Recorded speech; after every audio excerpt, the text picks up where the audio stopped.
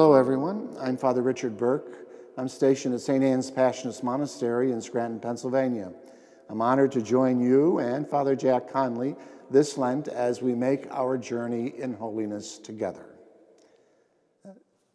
Basically, Ash Wednesday is the day when God gives us a push. He pushes us to look beyond the routine of our lives. He pushes us to look beyond the boundaries that we've set over the past year that surround our lives, our actions, and our choices. He pushes us to discover anew how it is that we can draw closer to Him and closer to one another. And so we're called today to pay close attention to the prophet Joel, who invites us to return to the Lord our God. We're asked to pay attention to St. Paul in his letter to the Corinthians when he says, please, please be reconciled to God. And then he's going to extend that and say, please be reconciled with each other too. And then we want to listen to Jesus in St. Matthew's Gospel when he tells us, this is how you're going to do it. This is how you're going to make steps forward in your holiness. When you pray, and you should pray, pray quietly behind closed doors. When you do acts of charity, don't let your right hand know what your left hand is doing. In other words, you're not doing charity for show, you're doing charity out of heartfelt compassion, concern, care.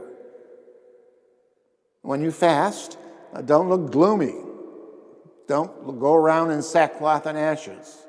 Rather, go about your business as usual, knowing in your heart that you're waiting not to be filled with the things of this world, but you're waiting to be filled with the things of God. So our sacred scripture invites us to that moment when we push beyond our ordinary routine that we're used to over the past year.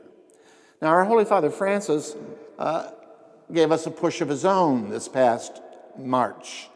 He gave us an apostolic exhortation entitled Rejoice and Be Glad.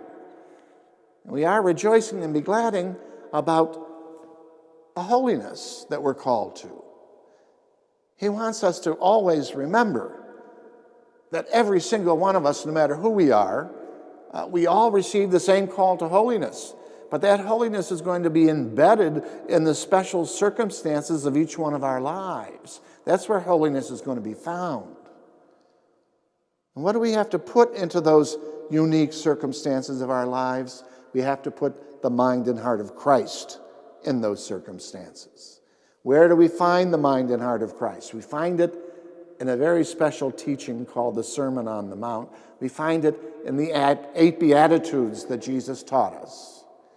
It teaches us about the values that reflect the mind and heart of Christ.